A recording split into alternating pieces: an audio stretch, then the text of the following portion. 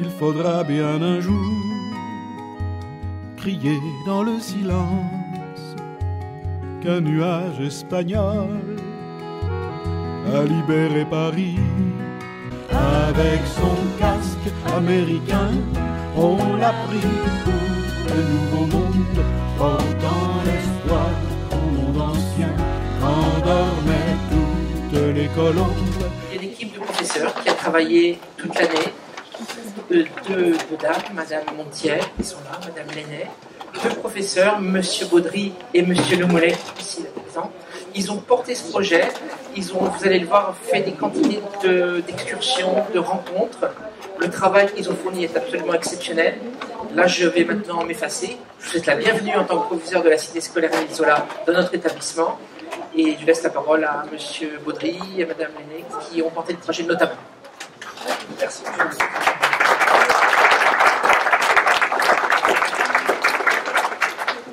Mesdames, Messieurs, nous sommes très honorés de vous recevoir parmi nous et de vous présenter ce travail d'une année, presque entière, réalisé donc avec des élèves de la section européenne, histoire, géographie, espagnol. Ces élèves sont au nombre de 50 et c'est un projet que nous avons porté avec cœur et qui, je crois, marquera une étape déterminante dans la scolarité de nos élèves.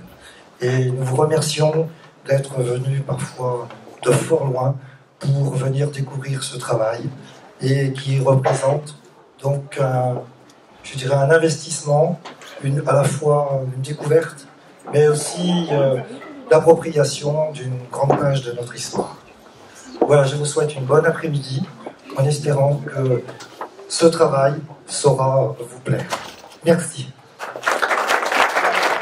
Mesdames et messieurs, les camarades et moi devons vous dire que nos professeurs nous ont embarqués dans une drôle d'aventure.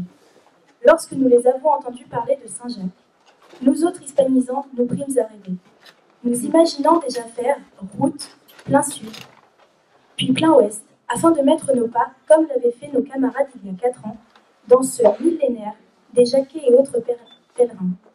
Mais curieusement, lorsque vint le moment de partir, nous prîmes la direction du nord-ouest, faisant étape à Fier, puis Bourg-le-Roi, Ansignes, Champfleur, Saint-Gilles, Alençon. Nous avions beau étudier la carte avec attention, même le guide médiéval au moine Emery Picot, aucune de ces communes ne figurait sur le grand chemin de Saint-Jacques. Sans doute empruntions-nous une route secondaire comme il en existe tant, et puis, comme chacun sait, tous les chemins ne mènent-ils pas à Saint-Jacques. Et de fait, mesdames et messieurs, à Saint-Jacques, nous avons fini par arriver. Oui, oui, à Saint-Jacques, à la Tour, dans le Square, à Paris, via la croix de Berny, Bourg-la-Reine et la porte d'Orléans. Et nos professeurs ne nous avaient pas davantage menti, car pour ce qui est de marcher, nous avons marché. 25 000 pas au moins le 20 mars, sans parler des 284 marches de l'Arc de Triomphe et celles de l'escalier d'honneur de l'Hôtel de Ville, que nous avons monté et descendu, soit près de 2400 calories brûlées au cours de la journée. Sauf Madame Montier, qui s'était arrangée pour faire le parcours en fauteuil roulant. La bénarde. Une drôle d'aventure, disais-je. Non, en vérité, ce fut une belle, une magnifique aventure. Une aventure souvent chargée d'émotions, de celles qui vous prennent au trip. Car nous avons mis nos pas dans la vie d'hommes et de femmes. Certains avaient parfois notre âge, qui par leur engagement, souvent jusqu'au sacrifice suprême, ont fait l'histoire et sont devenus pour nous des héros et des exemples. C'est cette aventure-là que nous vous proposons de partager avec nous en ce 5 avril 2019, avant de leur rendre hommage qui leur sied.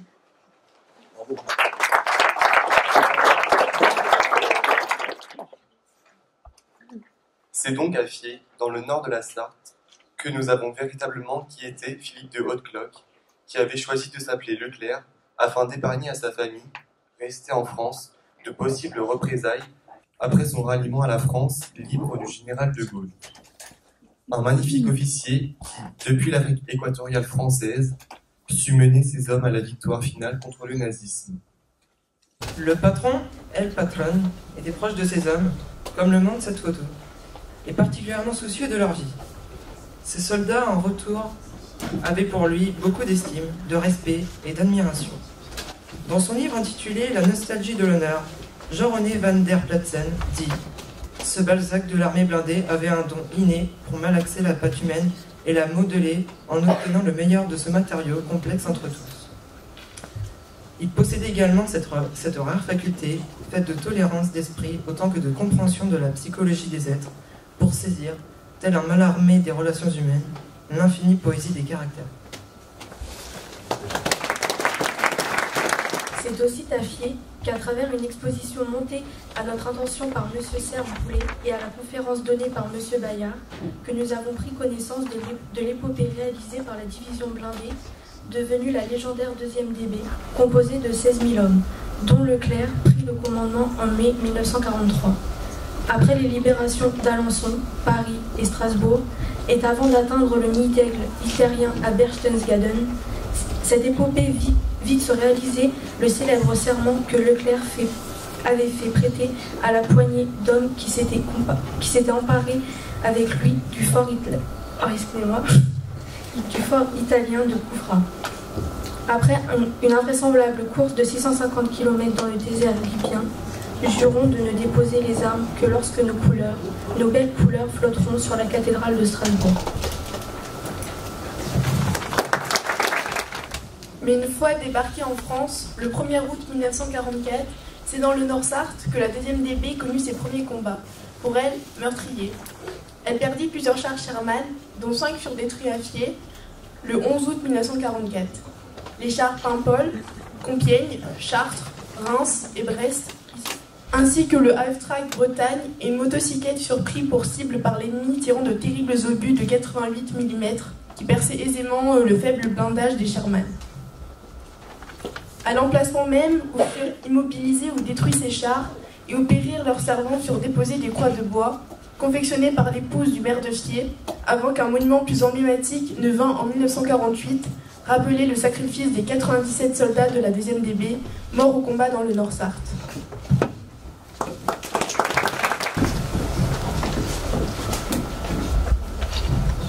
Nous avons souhaité rendre hommage à ces hommes morts au combat en déposant sur la tombe des 15 d'entre eux qui furent enterrés à Fier une gerbe au nom du lycée. Ce moment de recueillement, ponctué par l'assemblée aux morts, une minute de silence, la Marseillaise, puis la marche de la 2e DB, magnifiquement interprétée à la trompette par M. Jocelyn Surgence, nous ont tous profondément bouleversés.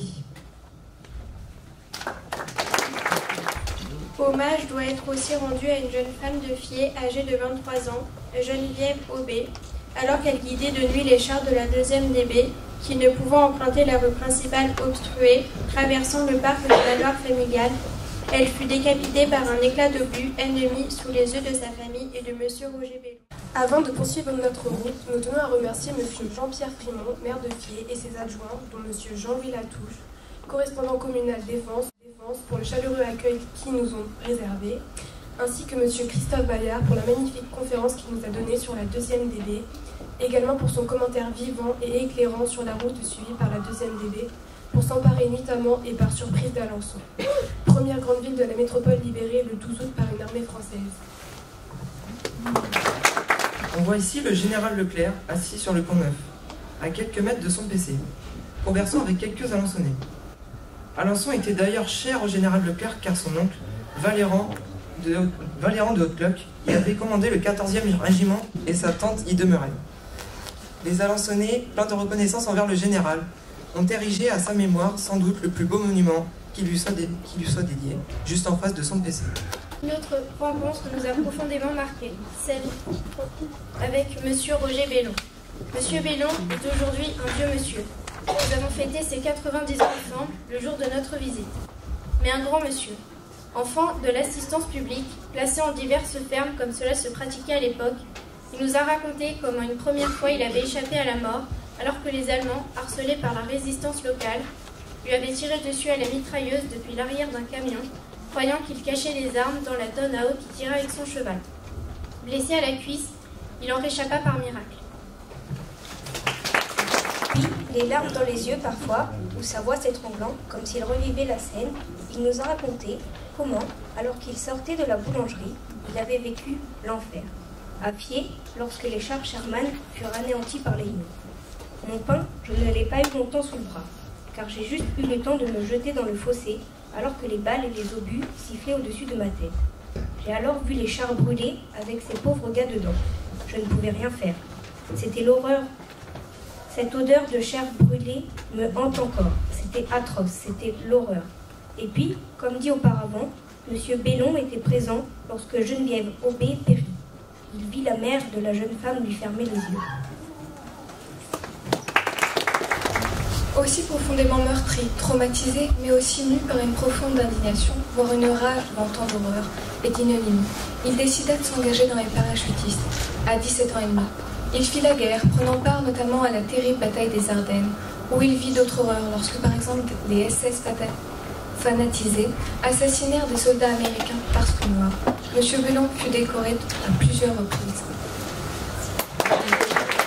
Ce sont ces moments tragiques, vécus, qui l'ont incité à consacrer le reste de sa vie à constituer le remarquable musée que nous vous invitons à découvrir à Pouilly, à une vingtaine de kilomètres du Mans.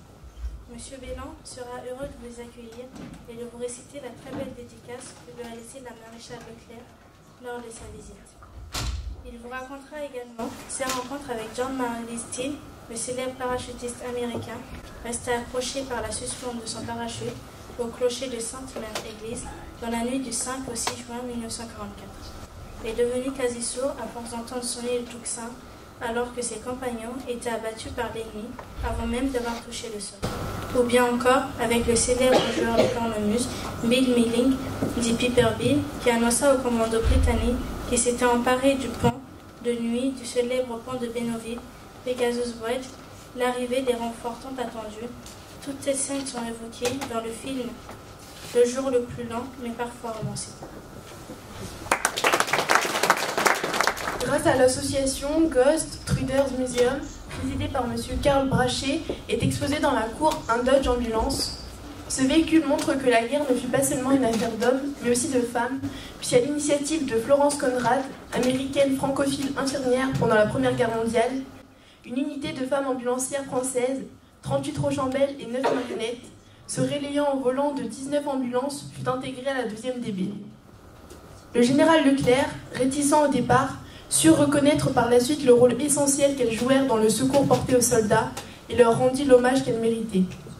L'épouse de M. Bellon fut l'une de ces Rochambeau, ainsi appelée en souvenir du comte de Rochambeau, compagnon de Lafayette, tous deux envoyés par Louis XVI soutenir les insurgents américains dirigés par George Washington contre les troupes britanniques. Saluons M. Bellon, qui aurait aimé être des nôtres en cet après-midi mémoriel, et montrons-nous reconnaissants une fois encore pour tout ce qu'il a fait si jeune. Avec tant de bravoure et de détermination, lui comme tous les soldats de cette valeureuse 2e DB. Dans notre programme d'études figure la notion mythe et héros. Nous croyons désormais savoir ce que héros veut dire et qui ils sont. N'ayons garde de les oublier. El arte es un medio de expresión para mantener la razón. Permite expresar lo que no podemos decir y sabemos que las palabras tienen una fuerza. Una fuerza que ayuda a los soldados a seguir la lucha. L'art est un moyen d'expression qui permet de maintenir la raison. Il permet d'exprimer ce que nous pouvons dire.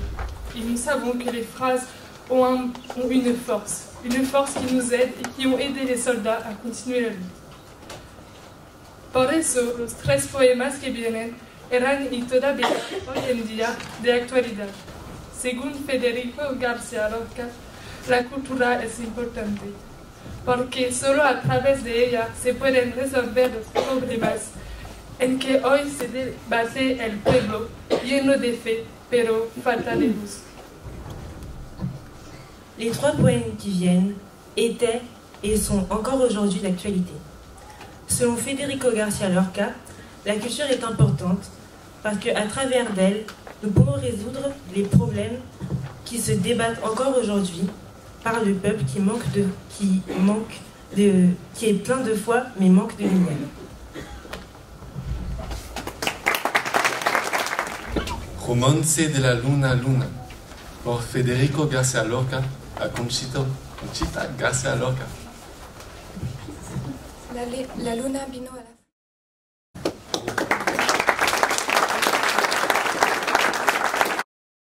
Figure Lucas fut assassiné en juillet 1936, il arrive aussi que des poètes républicains dans l'âme, plus que d'épuisement, meurent de chagrin après avoir dû prendre le chemin de l'exil.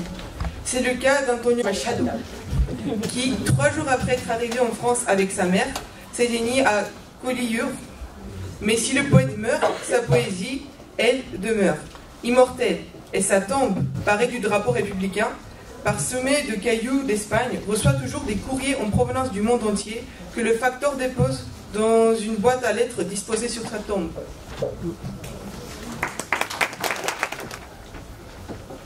Vemos que el arte ha permitido a algunos deportados, como el padre de Véronique Salou, un refugiado español que fue deportado a Mauthausen, de continuar la lucha y sobrevivir a los campos.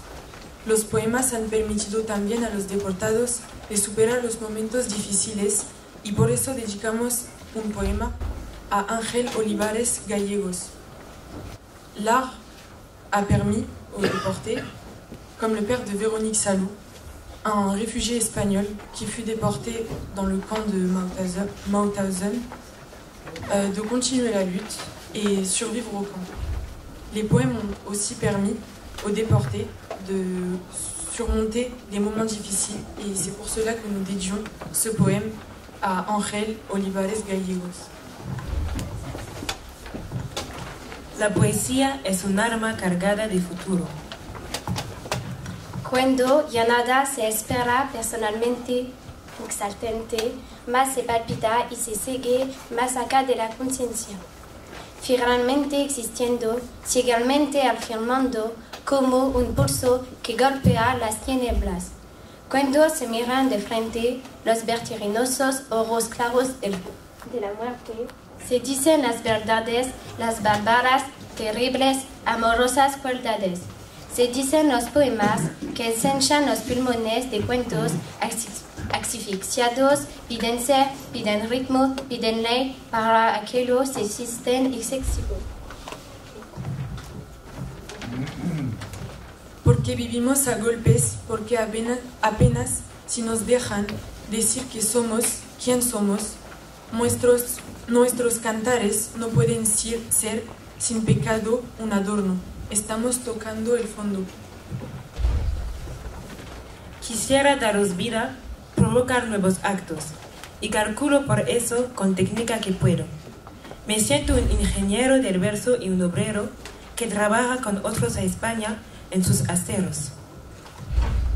Tal es mi poesía, poesía herramienta, a la vez que latido de lo unánime y ciego. Tal es alma cargada de futuro expansivo, con que te apunto al pecho. No es una poesía jota a jota pensada, no es un bello producto, no es un fruto perfecto. Es algo como el aire que todos respiramos y es el canto que espacia cuanto dentro llevamos. Son palabras que todos repetimos sintiendo, como nuestras y vuelan, son más que lo mentando. Son lo más necesario, lo que no tiene nombre. Son gritos en el cielo y en la tierra son actos. Daniel Cognaud est tout cela. Monsieur Daniel Cognaud est un ancien professeur d'EPS du lycée Émile Zola qui s'est engagé dès 1942 dans la résistance.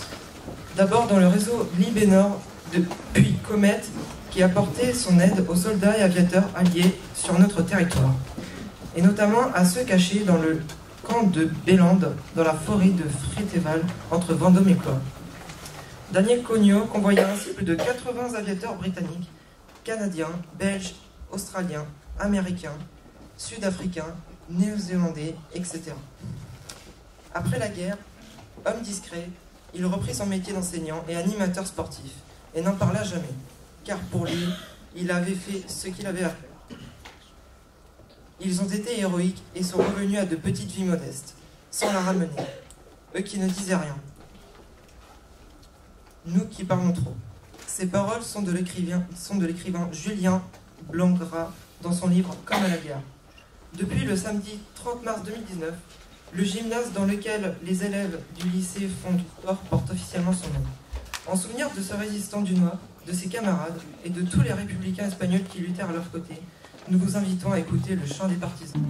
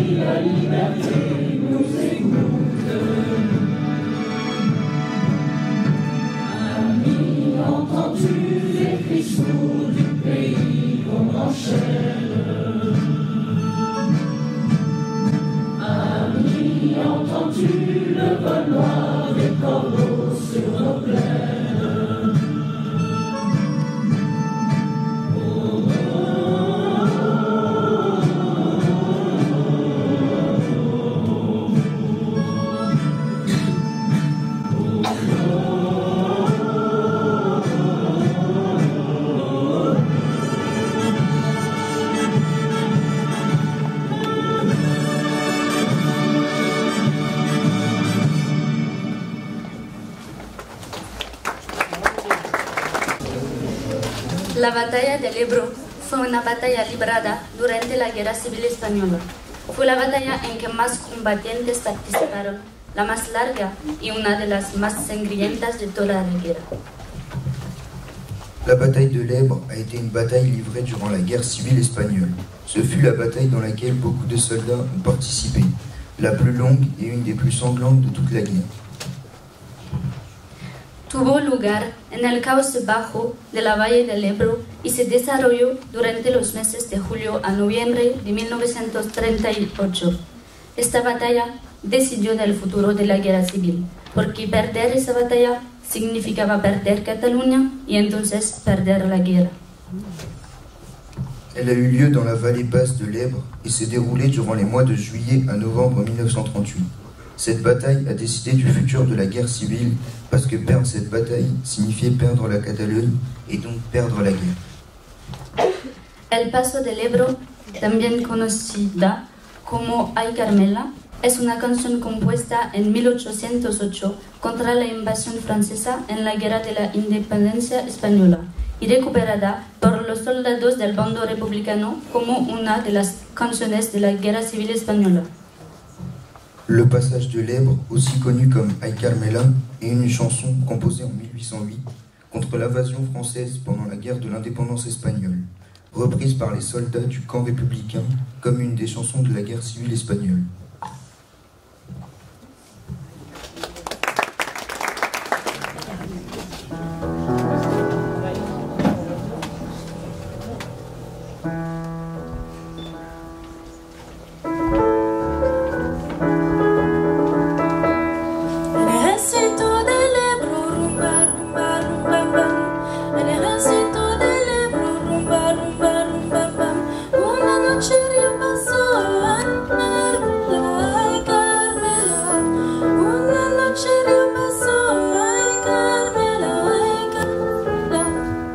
Y a las tropas invasoras, rumba, rumba, rumba, rumba. Buena paliza les dio, ay Carmela, ay Carmela. Buena paliza les dio, ay Carmela, ay Carmela. El furor de los traidores, rumba, la rumba, la rumba, bam. El furor de los traidores, rumba, la rumba, la rumba, bam. Lo descarga su aviación, ay Carmela, ay Carmela. Lo descarga su aviación, ay Carmela, ay Carmela.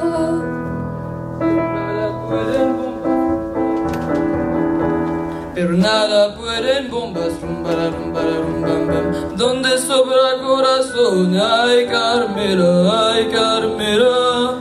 Donde sobra corazón, ay Carmela, ay Carmela. Contraataques muy rabiosos, rumba, la rumba, la rumba, bam. Contraataques muy rabiosos, rumba, la rumba, la rumba, bam. Deberemos resistir, ay Carmela, ay Carmela. Deberemos resistir, ay Carmela, ay Carmela. Pero igual que combatimos, rumba, la rumba, la rumba, bam. Pero igual que combatimos, rumba, la rumba, la rumba, bam. Prometemos resistir, ay Carmela, ay Carmela. Prometemos resistir, ay Carmela, ay Carmela.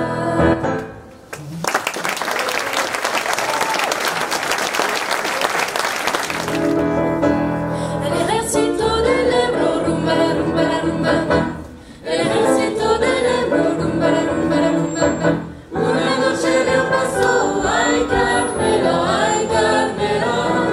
Una noche dio paso, ay Carmela, ay Carmela. Y las tropas invasoras, rumba, la rumba, la rumba, bam. Y las tropas invasoras, rumba, la rumba, la rumba, bam.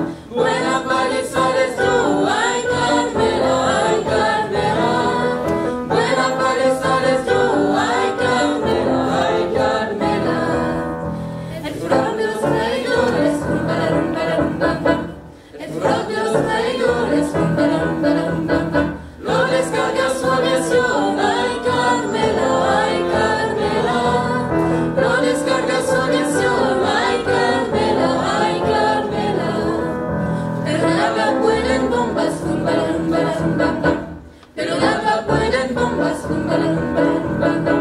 Donde sobra corazón, ay Carmela, ay Carmela. Donde sobra corazón, ay Carmela, ay Carmela. Contraataques muy rabiosos, rumba, la rumba, la rumba, bam. Contraataques muy rabiosos, rumba, la rumba, la rumba, bam. Deberemos resistir, ay Carmela, ay Carmela. Deberemos resistir, ay Carmela, ay Carmela. Pero igual que combatimos, rumba, la rumba, la rumba, bam. Pero igual que combatimos, rumba, la rumba, la rumba, bam. Prometemos resistir, ay Carmela, ay Carmela. Prometemos resistir, ay Carmela, ay Carmela.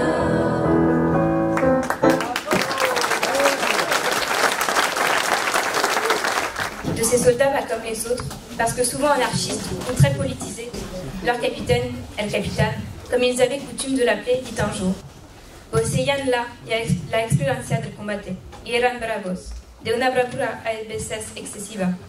No tenían oficio, solamente sabían pelear.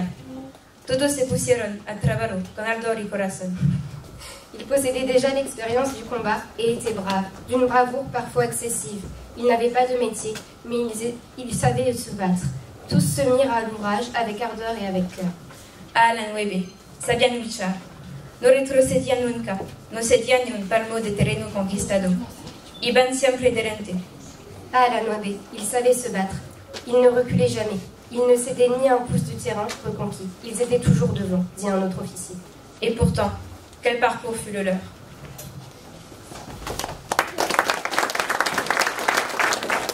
Harcelés par les troupes franquistes, 500 000 hommes, femmes, enfants et vieillards, souvent épuisés, malades, franchirent en janvier et février 1939 les Pyrénées dans des conditions souvent apocalyptiques.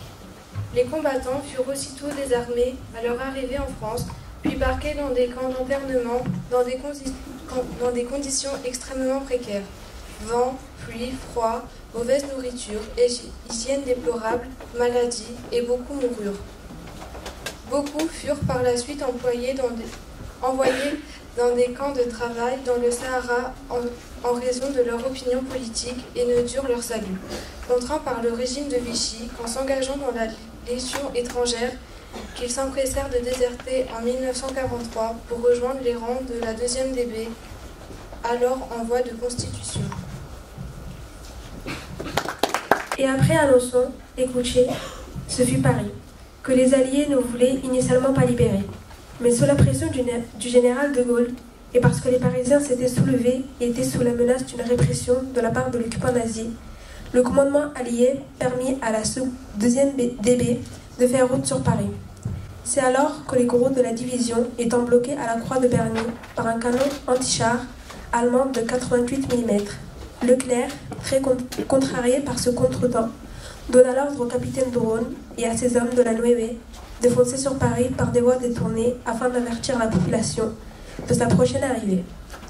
Et le 24 août au soir, la Nueve entra dans Paris, guidé par un Parisien d'origine arménienne qui lui permit d'arriver à l'hôtel de ville en évitant les barrages ennemis. Et c'est au capitaine Dronne, soldat aguerri et valeureux, que Leclerc confia le commandement de cette troupe peu ordinaire, de cette Nueve, dont 146 hommes sur 160 étaient des Espagnols, auxquels les ordres étaient donnés en espagnol. Les sonneries du clairon, El Touloulou, étaient également espagnoles. Ce soir-là, le vent de la liberté qui souffla sur Paris venait d'Espagne. Ce soir-là, et le lendemain 25 août, les Half-Track, baptisés du nom de dures batailles sur le sol d'Espagne, Madrid, Teruel, Guadalajara, Guernica ou de noms évocateurs comme España, Cani, Don Quichotte, Los Pingüinos, firent résonner leurs chenilles sur le pavé de la capitale. En el pleno calor, la cosa comenzó, cerebros de cañón desgarraban el sol, la sangre de Sevilla y Guernica secó, Europa se ahogó en el horno español.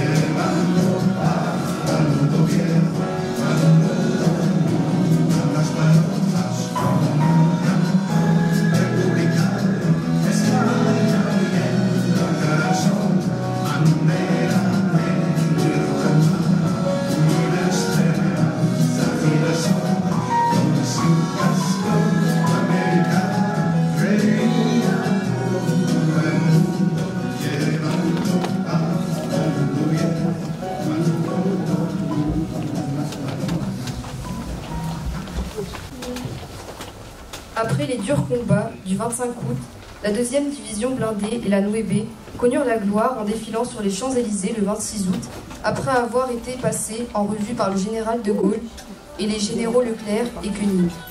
Ce fut à la 9B que fut accordé l'honneur suprême d'escorter au plus près le général de Gaulle lors de sa descente à pied des Champs-Élysées devant la foule en liesse.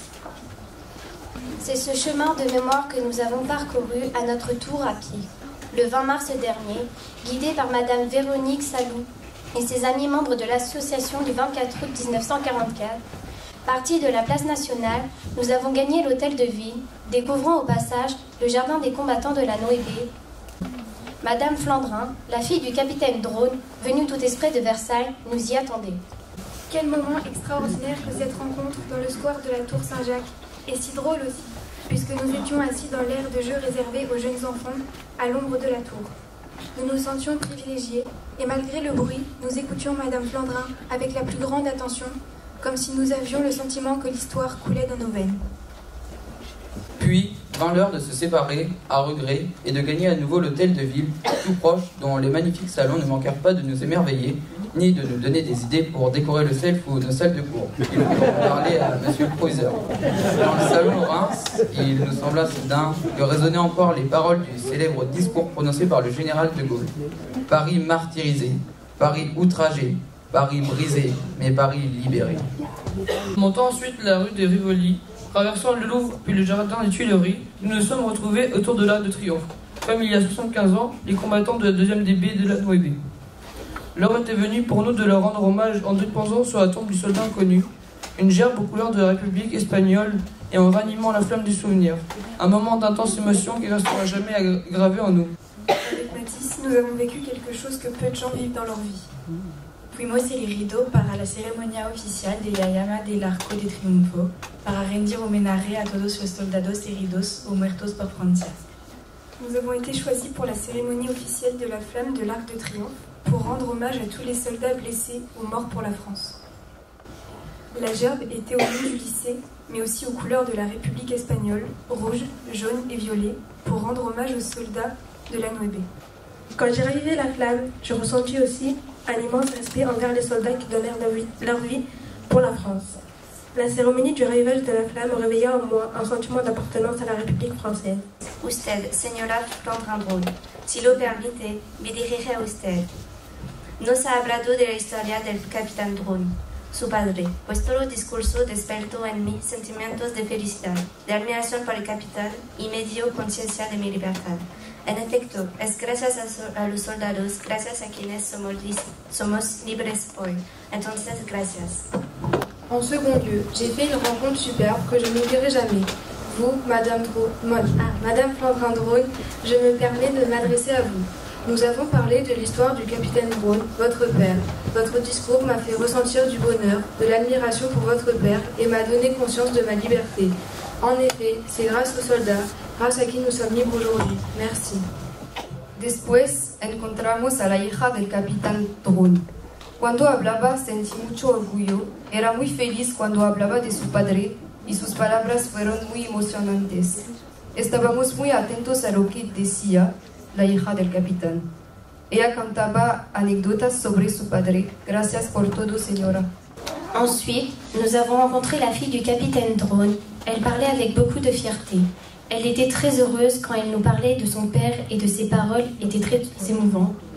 Nous étions à l'écoute de ce que disait la fille du capitaine. Merci pour tout, madame. Durante el día pensaba mucho en mi bisabuelo español, revolucionario durante la guerra civil, encerrado y torturado, y después liberado. Pienso que estaría orgulloso de ver lo que estamos haciendo. Pendant la journée, je pensais beaucoup à mon arrière-grand-père espagnol, révolutionnaire pendant la guerre, enfermé et torturé, puis libéré. Je pense qu'il serait fier de voir ce que nous sommes en train de faire.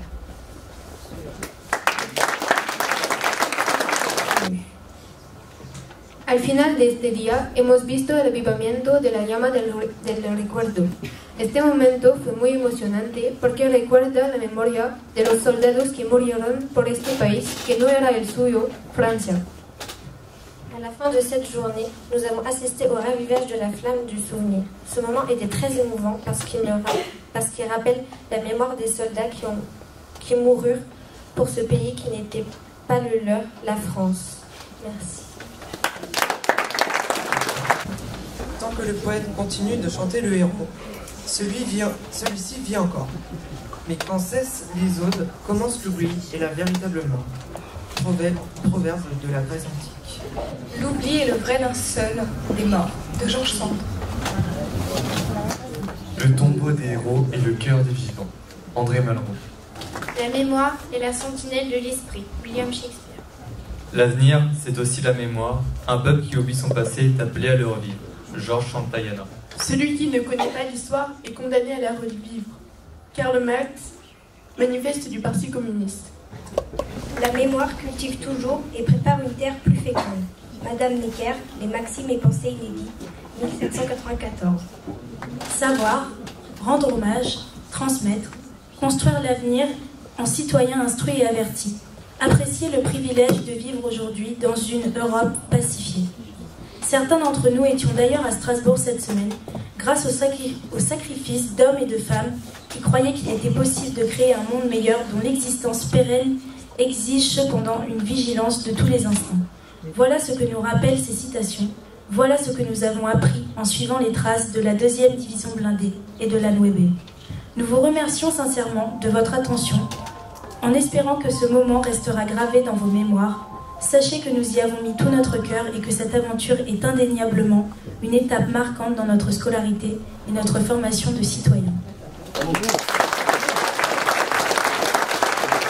J'avais préparé un petit texte, et puis en vous écoutant, j'ai eu une réflexion d'emblée. Je suis bluffé. Je suis bluffé par votre engagement, d'abord, vous, élèves de ce beau lycée, collège Émile Zola, et puis, il faut le dire aussi, par vos professeurs, monsieur le proviseur. Je suis bluffé. Et alors, pour vous dire la vérité, lorsque j'ai reçu le dossier, le très beau dossier, très soigné, bien documenté, que vous m'avez adressé de votre lycée technologique et général, je me suis d'abord dit, ils ont dû se tromper d'adresse. Il doit y avoir une erreur de destinataire. Je ne voyais pas très bien le rapport entre Émile Zola et le général Leclerc. Alors avant de plonger dans ce dossier et de le lire avec attention, j'ai quand même identifié un premier rapprochement. L'un et l'autre étaient des hommes courageux, animés par de fortes convictions. Zola, rappelez-vous, a eu ce courage de dénoncer une profonde injustice commise à l'encontre d'un officier condamné à tort, et ceci contre la majorité du peuple français. Et Leclerc, un peu plus tard, a eu ce courage de refuser la défaite et de reprendre les armes alors que tout paraissait perdu pour défendre les plus belles valeurs de notre démocratie, la liberté, l'égalité et la fraternité.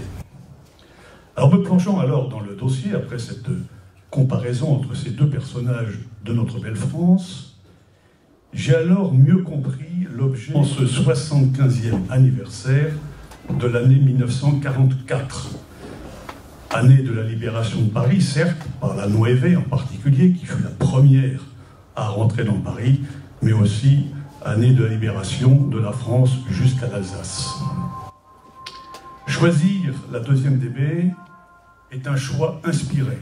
Ce n'est pas le président de la Fondation Maréchal Leclerc et de l'Association des anciens de la 2e DB qui dirait le contraire. C'est un choix inspiré parce que ce chef était un homme d'exception. Et je vais en reparler brièvement en me raccrochant à l'actualité. Choisir la Nueve, c'était également un choix naturel pour des professeurs d'espagnol. Je pense, mais je crois qu'il y a aussi un professeur d'histoire dans l'équipe.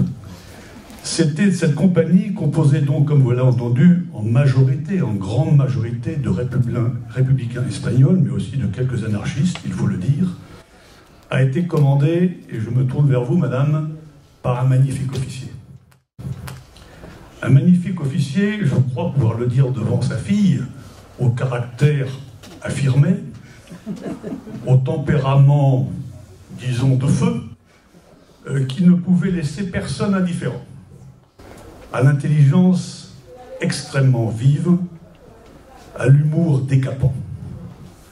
Ouais, ce qui n'était pas négligeable pour un chef militaire au sens tactique, naturel. Et je suis heureux de saluer aujourd'hui la fille du capitaine Drone que vous avez écouté à Paris, et vous avez eu cette chance, car le capitaine Drone, sachez-le, est une légende dans l'histoire de la 2e DB et dans l'histoire de la Deuxième Guerre mondiale. Mais pour vous parler de Leclerc, je voudrais me plonger, je l'ai dit, dans l'actualité. Notre pays, notre beau pays, connaît aujourd'hui quelques soubresauts, quelques agitations. Il est confronté à un certain doute, voire pour certains de ses citoyens, à une certaine désillusion. Parfois, on peut le sentir désuni, morcelé, fragmenté, et les qualités de dialogue et de l'écoute ou de la compréhension mutuelle semblent altérées. Mais me direz-vous, quel rapport avec Leclerc? Lorsque l'on veut bien chercher, là encore, on trouve souvent un rapport avec l'histoire, d'où l'importance de l'enseignement de l'histoire. Et c'est là véritablement une des utilités de cette discipline. Il n'y a pas que l'espagnol. Vous l'avez entendu, Leclerc est avant tout, c'est évident, un stratège qui a su conduire sa 2e DB. Cela représentait environ 15 000 hommes, 4 000 véhicules, 400 blindés environ. Il a su conduire cette 2e DB sur les chemins de la victoire. Il pourrait naturellement s'enorgueillir, ou du moins il aurait pu s'enorgueillir. Et pourtant, ce ne sont pas ces victoires militaires dont il était le plus fier. Sa plus belle victoire, c'est lui qui le dit, c'est d'avoir réussi l'amalgame, l'intégration de tous dans la constitution de sa division en 1943 au Maroc. Il démarre en fait à ce moment-là, en 1943, avec à peine 2000 hommes. Tous sont acquis à sa cause. Tous sont français libres. Mais pour constituer la division, il faut qu'il en incorpore encore 12 000. Et là est le grand défi. Car ceux-ci viendront de tous les horizons. Très peu de la France libre, car ils seront appelés sur d'autres fronts, en particulier au sein de la première armée avec la première division française libre. Mais de nombreux soldats viendront de l'armée dite d'Afrique, cette armée qui en 1943 est toujours fidèle, sinon au régime de Vichy, en tout cas au maréchal Pétain et au général Giraud. Ça n'a pas été sans heurts. Il y a eu des bagarres, il y a eu des frictions entre les Français libres et ces jeunes ralliés de la dernière heure. Premier défi pour Leclerc, des Français, de tous horizons, mais qui se haïssaient. Deuxième défi, 22 nationalités étaient représentées dans la 2e division blindée, parmi lesquelles, naturellement, je ne peux que citer en premier lieu les Espagnols, en plus grand nombre. Non seulement de la Nueve, mais également dans d'autres unités. Mais aussi certains d'Europe centrale et bien entendu de nombreux de nos cousins nord-africains. Différentes coutumes, différents usages, différents horizons, et vous le voyez, aucun Français. Deuxième défi, intégrer tous ces étrangers au sein de la division blindée. Troisième défi, des soldats de toute confession, chrétiens, musulmans, juifs, sans compter les agnostiques qui n'ont pas de religion. Et tout ceci s'est fort bien passé. Et enfin, bien entendu, des soldats de toutes opinions politiques. La Nueve était en majorité des républicains, mais il y avait aussi, je l'ai dit, des anarchistes. Il y avait des gens de droite, voire même d'extrême droite. Ce défi a été rendu possible parce que le chef était là, mais pas uniquement. Avec doigté, avec énergie, avec exigence, avec sens de l'écoute, assorti d'une attention pour chacun, Leclerc va réaliser cet exploit en quelques mois et l'amalgame de ces personnalités particulièrement fortes, tous volontaires pour libérer la France, venus d'horizons si divers. Bien sûr, par la suite, la campagne de France, le combat, avec ses joies et ses peines, quand vous voyez votre meilleur ami tomber à côté de vous, l'aidera dans sa tâche et rendra plus forte la cohésion entre tous ces hommes et ces quelques femmes, vous l'avez cité, les Rochambelle et les Marinettes. Les différences initiales se sont estompées au fur et à mesure. La noble cause qui les unit sera plus forte que les dissensions initiales. Ainsi, chers élèves, en particulier, c'est à vous que je cherche à m'adresser en priorité, un chef lumineux, un chef aimé de ses hommes et profondément respecté lorsqu'il définit clairement un but noble et indiscutable à ses subordonnés, obtient progressivement leur adhésion totale et recrée la cohésion, l'unité, le dialogue. Ce fut, au dire même de Leclerc, sa plus belle victoire. Elle doit nous inspirer, aujourd'hui encore, dans des circonstances bien moins dramatiques. Et je vous remercie, moi aussi, mais pas en espagnol, de votre attention. Je vous salue et je veux vous dire combien je suis touchée par le choix que vous avez fait d'étudier l'épopée du général Leclerc, mon illustre grand-père, et de sa glorieuse 2e division blindée. Voilà, je vais vous donner juste une petite phrase également, qui n'a pas été donnée ici, mais qui est une citation du général Leclerc. Il disait « Rien de grand ne se fait sans passion ». Le général de Gaulle a dit également de Leclerc, il a dit « L'épopée de Leclerc, c'est pour toujours une des plus belles pages de notre histoire ». Je voulais d'abord remercier les élèves. Je trouve qu'ils ont été formidables. Et c'est vrai aussi que leur attention, leur écoute, leur intérêt, quand je les ai rencontrés à Paris, était tout à fait exceptionnel pour moi. Donc merci à eux tous et merci beaucoup. Pour ce qui est de mon père, je ne vous en parlerai pas vraiment beaucoup.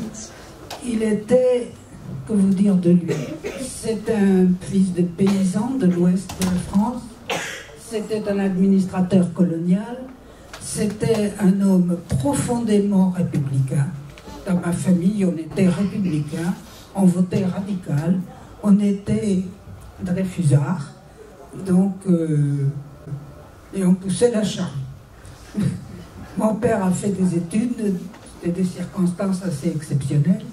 En particulier, il avait passé un an d'études en Allemagne. Et il avait vu la montée du nazisme, il avait lu, disait-il, 2 fois Mein Kampf. Il était convaincu que nous aurions la guerre et que dans quelque état que ce soit, dans quelles conditions, il la ferait. Il était officier de réserve et administrateur colonial. Il a eu une grande chance dans la vie, c'est d'être à Yaoundé, au Cameroun, mobilisé sur place, même si ça lui déplaisait à l'époque de ne pas être en France, et d'avoir été un des tout premiers à accueillir ce bizarre colonel qu'on lui envoyait de Londres, dont personne n'avait jamais entendu parler, et pour cause, puisqu'il avait changé de nom, et qui était le général Leclerc. Et je dois dire que il a toujours raconté que le premier jour où il a vu Leclerc, devant le petit groupe qui avait pris le pouvoir à Yaoundé, chef du Cameroun, Leclerc s'était adressé à lui, l'avait pris à part et lui avait demandé son avis. Un tel, de quoi est-il capable? Un tel, que peut-il faire? Un tel, on peut le nommer là. Mon père ne connaissait pas Leclerc, il n'en avait aucune idée. Et ils ont eu, je dirais, ce premier contact qui n'a jamais cessé. Ils avaient effectivement, je ne sais pas, bon, cette liaison. Mon père avait beaucoup d'estime pour Leclerc, il avait beaucoup d'attachement. Et Leclerc avait écrit à Kournari, gouverneur du Cameroun, en 1940, en décembre 40. qu'il demandait à Koenig de lui envoyer mon père parce que c'était un homme, c'était un type capable d'exécuter n'importe quelle mission. C'était un jugement quand même un peu admirable, je dirais. Bon, mon père a été blessé dans le sud tunisien, a regagné l'ADB en cours de formation. Et là, Leclerc lui a dit, j'ai là une troupe qui fait peur à tout le monde. C'est des républicains espagnols, personne ne veut les commander. Je vous les donne, vous vous en arrangerez. Et il savait que mon père était allé en Espagne, il connaissait l'Espagne, il connaissait les sentiments politiques ou patriotiques de mon père et il savait que ça collerait. Et effectivement, ça a collé. Et mon père a toujours dit que ça avait été pour lui un grand honneur que de commander cette compagnie. Ils ont été, c'était de 43 à 45, des moments extraordinaires et une liaison entre eux extraordinaire. Je vous dirais simplement que pendant la campagne, cette troupe, ils étaient 160, dont 90% d'Espagnols, ils ont eu 50 morts, ils ont eu plus de 100 blessés, ils ont eu 39 pieds gelés, ils ont toujours été en première ligne. Et ça a été une troupe tout à fait exceptionnelle, qui ont gardé leur diversité. Ils étaient anarchistes, communistes, socialistes, très divers. Ils s'engueulaient les uns les autres, en toute amitié, mais ils se réunissaient très unis. Et ils ont formé une amicale particulière à l'intérieur de l'amicale de la 2e DB. Et ils ont toujours été liés entre eux, très fortement. Et pour moi, c'était ma famille. Ils venaient à la maison quand ils voulaient, surtout quand ils n'avaient pas des problèmes à résoudre. Ils ont eu plein de problèmes à résoudre, surtout des problèmes d'état civil, puisqu'ils avaient changé plusieurs fois de nom, au gré de leur désertion, puisqu'ils avaient déserté la Légion pour les corps francs pour la DB, donc ils changeaient de nom. Ils avaient changé de nom aussi pour protéger leur famille. Donc, ils avaient toujours besoin d'aide dans ces conditions-là. De toute façon, ils étaient toujours prioritaires, ils pouvaient toujours venir à la maison, ce qu'ils faisaient. Et moi, quand j'étais étudiante et que j'allais en Espagne, ils venaient pour me voir aussi. Parce qu'ils voulaient savoir que pensent les étudiants à Madrid. Hein, ils me demandaient que pensent les étudiants. À la fin des années 50, dans le bon franquisme bien solide, c'est ça qu'ils voulaient savoir. Et ils attendaient la fin de Franco. Bref, ils sont restés en France. Ils sont tous plus ou moins devenus français. Ils ont fondé des familles. Ils ont été remarquables. Voilà, excusez-moi d'avoir trop parlé. Jeunes gens, élèves du lycée Misola, mesdames et messieurs les professeurs, mesdames et messieurs les officiels. Tout d'abord, je voudrais personnellement vous remercier de l'hommage que vous avez rendu à mon père qui a été déporté à Mauthausen et aussi à la place que vous avez rendue à la poésie dans la résistance qui leur servait de béquille au moment de leur déportation.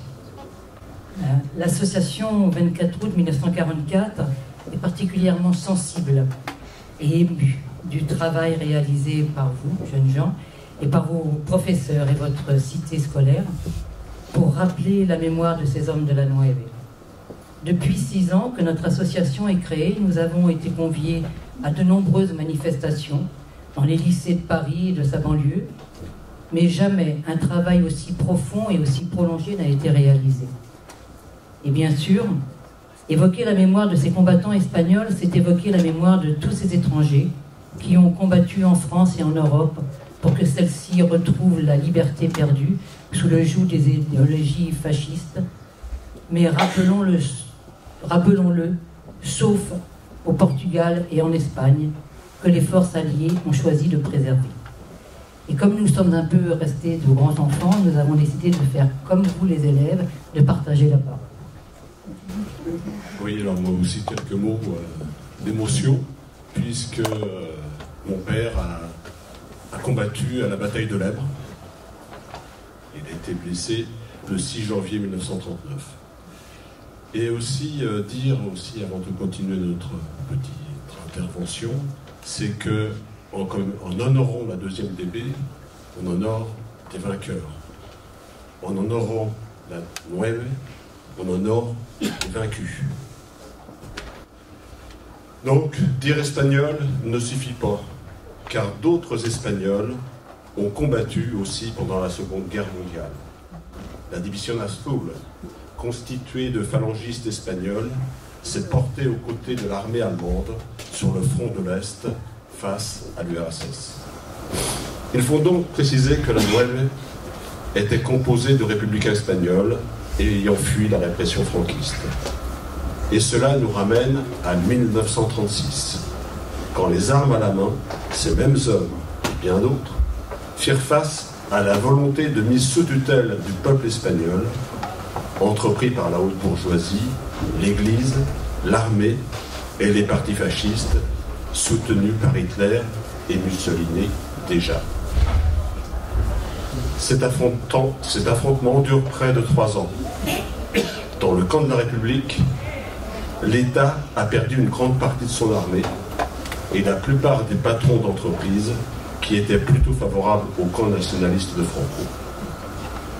Les organisations ouvrières, anarchistes et socialistes de la CNT et de l'UGT font face à la situation en organisant des colonnes de volontaires, premiers éléments d'une armée populaire, mais aussi en pourvoyant aux besoins de la population.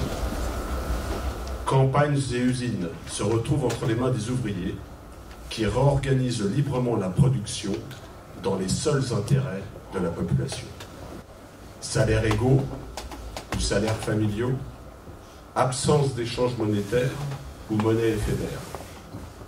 Beaucoup de modes d'échange sont expérimentés librement. Ce sont les intéressés eux-mêmes qui s'organisent en pleine conscience de leurs responsabilités vis-à-vis de la population qu'il faut nourrir et des volontaires sur les fronts qu'il faut aussi approvisionner en nourriture, armes et munitions. Mais puisque nous sommes ici à Châteaudun, dans une cité scolaire, rappelons qu'en 1936, il y a aussi des jeunes, comme vous, qu'il faut instruire et éduquer. Mais les jeunes de votre âge, en 1936, ça fait 3 ou 4 ans qu'ils travaillent.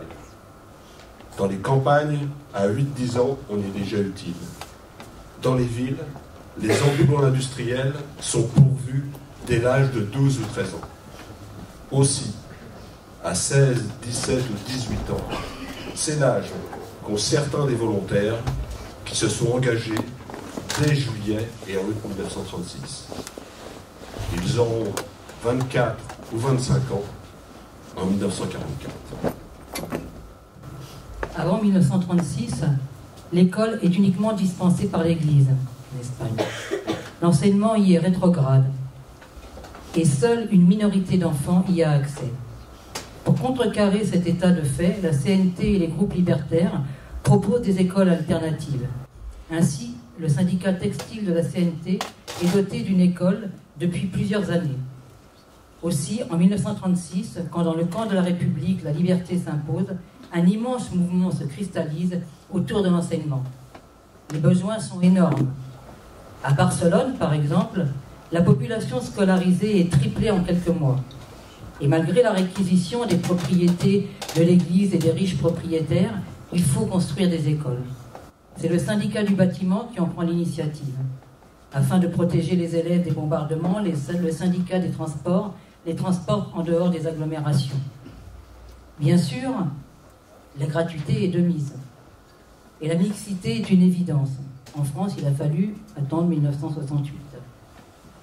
Outre l'aspect matériel auquel il faut faire face dans le camp de la République, on s'attache à ne pas reproduire en effet miroir les mêmes tares que l'Église.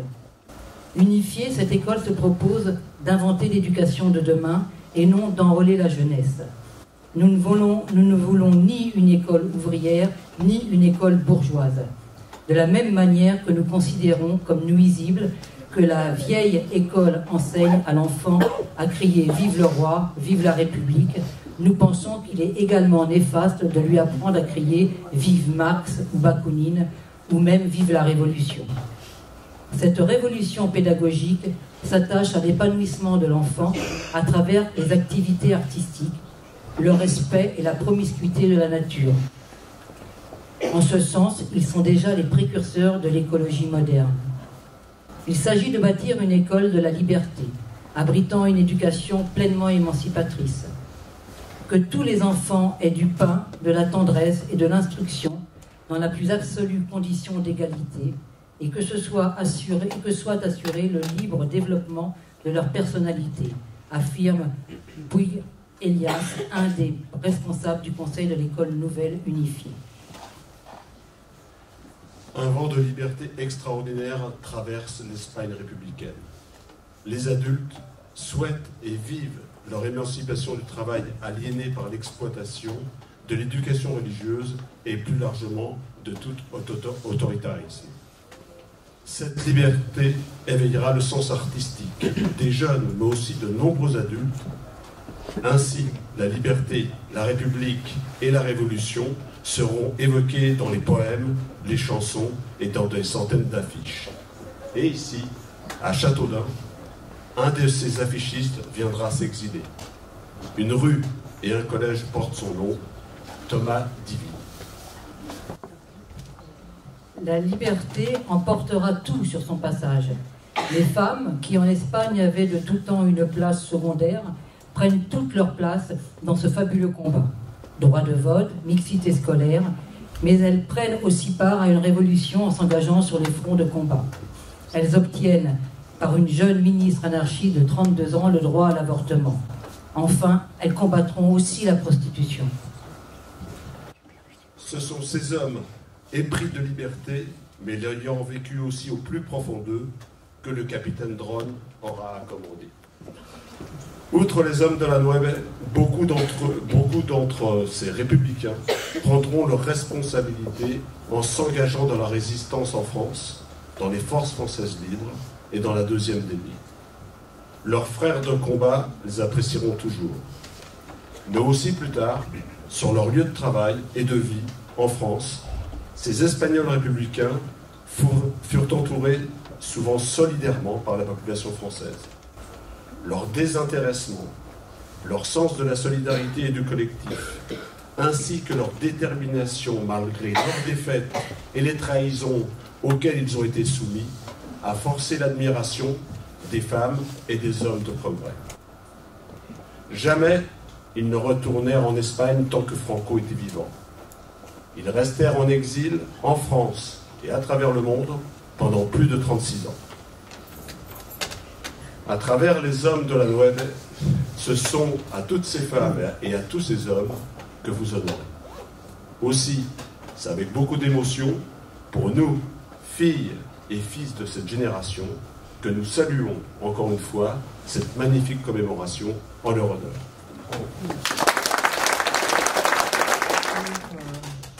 Toutes et à tous. En fait, moi, je suis une fille de républicain espagnol de ce monsieur. Je suis la fille de ce monsieur. Voilà. Et je dis toujours en plaisantant que je dois appartenir particulièrement à la Nueve, puisque je m'appelle Mar Ilous et Carreño López, qui n'est pas le nom réel de mon père, qui, comme l'a expliqué Madame Dron, beaucoup ont changé. Son vrai nom, c'est Rodríguez Leira.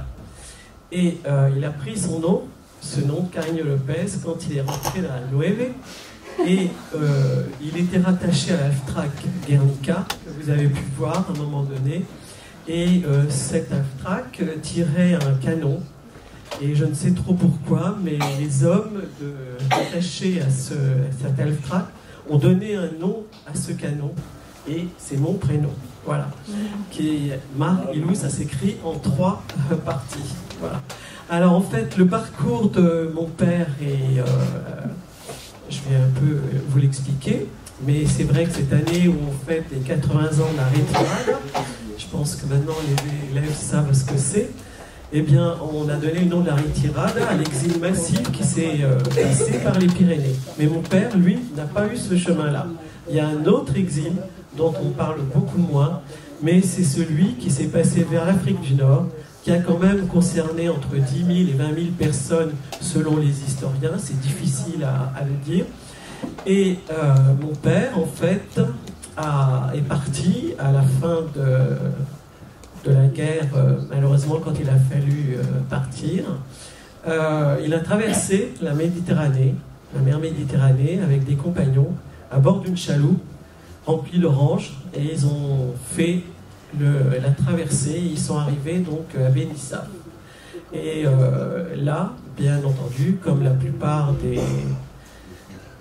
républicains espagnols, ils ont été mis dans les camps, puisqu'il y avait à ce moment-là, l'Algérie était française, et il y avait les mêmes camps qu'il y avait dans le sud de la France, entre autres des camps qui ont été malheureusement très célèbres par rapport au régime qui ont été appliqués à ces hommes, puisqu'on ne le sait pas souvent. C'est vrai que l'accueil dans les camps dans le sud de la France a été pour certains terrible, mais il y a des camps en Afrique du Nord où il y a quand même eu, à la libération, à la fin de la guerre, des procès et des exécutions des responsables de ces camps, tellement les actions menées auprès de ces républicains, des prisonniers, parce qu'il n'y avait pas que les Espagnols, avaient été terribles. Voilà. Donc mon père, en fait, était un simple marin de Galice, hein, donc les Celtes là-haut, si vous voyez tout en haut. Et il a été mobilisé d'office par l'armée franquiste, fin 37 ou 38, parce que je ne sais pas forcément tout sur mon père, parce que mon père ne m'a jamais rien dit.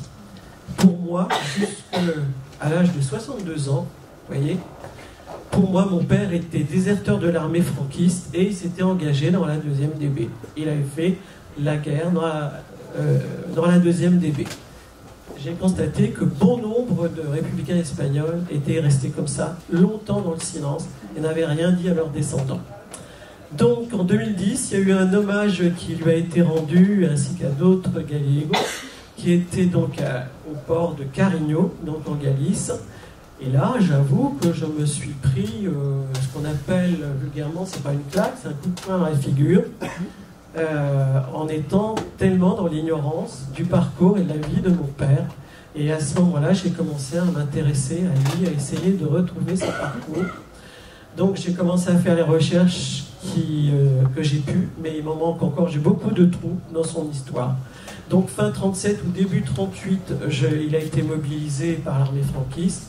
Il a été envoyé pour une formation rapide à Burgos, et de là, il a été envoyé sur le front. Et bien sûr, il était adhérent à la CNT. Il a, avec bon nombre de compagnons, déserté et passé bien sûr du camp républicain. Et de là jusqu'à la fin de la guerre civile, je n'ai aucun élément sur son parcours. Je sais simplement qu'il devait être sur Madrid, puisque une fois que Madrid est tombé et donc Franco a déclaré la guerre finie, lui il est parti d'un petit port d'Alicante, donc comme je vous ai expliqué, à bord d'une chaloupe pour traverser la Méditerranée. Et puis de là il était dans les camps, différents camps, et il a fait des tentatives d'évasion, et comme beaucoup aussi de ces républicains espagnols, à un moment donné, on leur mettait le marché en main, c'est ou la Légion ou Franco. Donc leur choix était quand même vite fait. Hein. Ils savaient ce qui les attendait s'ils retournaient chez Franco. Donc il s'est engagé dans la Légion. Et il a participé à la bataille, à la guerre en Tunisie, dans laquelle il a été blessé. Et puis effectivement, quand la 2e DB s'est constituée, il a rejoint les corps francs d'Afrique, et après la 2e DB, une transformation au niveau des noms. Et puis, donc, il s'est retrouvé dans la Nueve. Voilà. Et il a participé à tous les combats jusqu'au bout. Et lui, j'ai envie de dire, par rapport à certains autres, il s'en est sorti. Voilà. Il a toujours, il a changé de nom quand il s'est engagé justement dans la 2e DB. Et il n'a jamais retrouvé son nom d'origine. il est toujours resté réfugié politique et apatride, ce qui est terrible, je trouve, à porter sur ses papiers d'identité. Il n'est jamais retourné en Espagne, mais ce qu'il faut savoir, c'est que l'exil, quel qu'il soit, c'est extrêmement difficile. Et on le porte, les descendants le portent. Parce que ce que je ne vous ai pas dit quand même, c'est que mon père, quand il a quitté l'Espagne, il avait déjà une famille, une femme, une petite fille, et que sa femme attendait un autre enfant. Et que le fait aussi, donc il n'est jamais retourné en Espagne, il a constitué une autre famille, et que les changements de nom, comme l'a dit Colette, c'était aussi pour protéger les familles là-bas, parce qu'il y a eu de grandes représailles au niveau des familles qui restaient là-bas. On ne leur a pas facilité la tâche, pas plus aux enfants qu'aux femmes, peut-être même moins. Hein. Donc voilà, donc si vous voulez, l'exil, ça marque tout le monde et sur plusieurs générations. Et c'est vrai que je voulais conclure, parce qu'à l'heure actuelle, où on entend parler beaucoup de migration, qui fait peur d'ailleurs, sans forcément en connaître vraiment les raisons, je pense à mon père qui a traversé la Méditerranée dans une chaloupe, et je pense à ceux qui la traversent maintenant. Je pense à tous ceux qui la traversent à l'heure actuelle pour les mêmes raisons, politiques, économiques, humanitaires, et qui se noient en Méditerranée à bord de Zodiac ou qu'on laisse se noyer. Voilà. Et je voudrais, pour les valeurs de mon père, dire soyez attentifs et essayez d'être attentifs à tout ce qui se passe autour de vous. Parce que ça, c'était des valeurs portées par ces hommes-là. Voilà.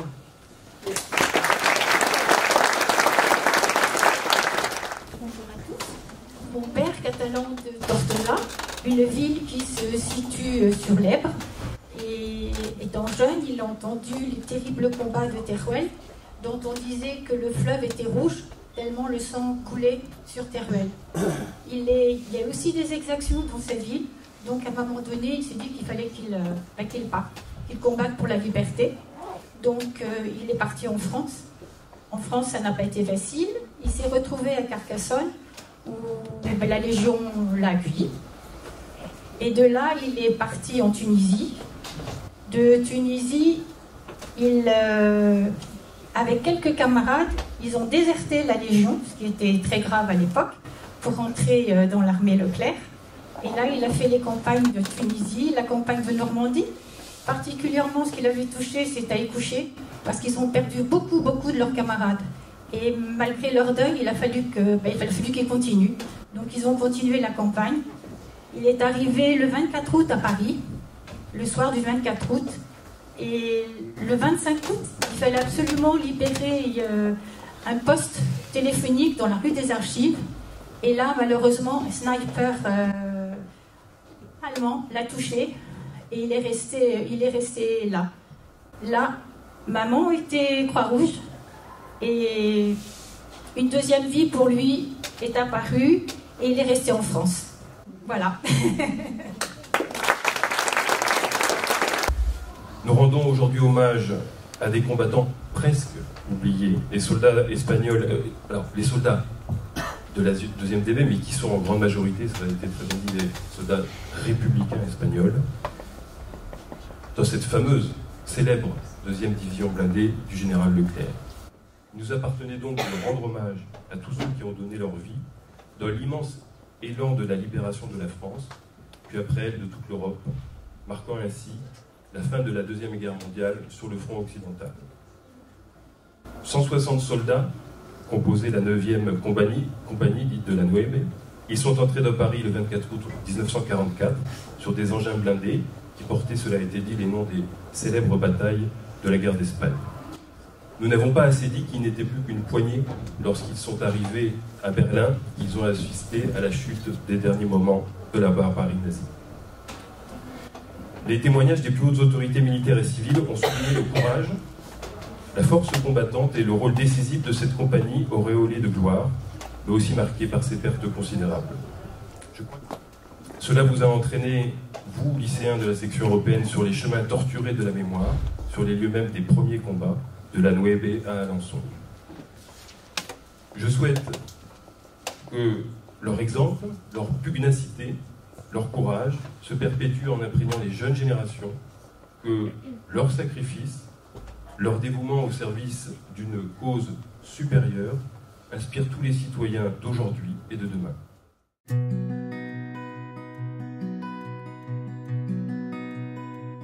Tout avait commencé au milieu de l'été. Des cerveaux de guerriers déchiraient les matins. Séville et Guernica finissaient de saigner. L'Europe des Lumières suivait le lendemain. Avec un chant républicain, l'Espagne enfuit les catacombes, un peu de terre dans les mains, une espérance vagabonde. Avec son casque américain, on l'a pris pour le nouveau monde, portant l'espoir au monde ancien qu'endormaient toutes les colomбes.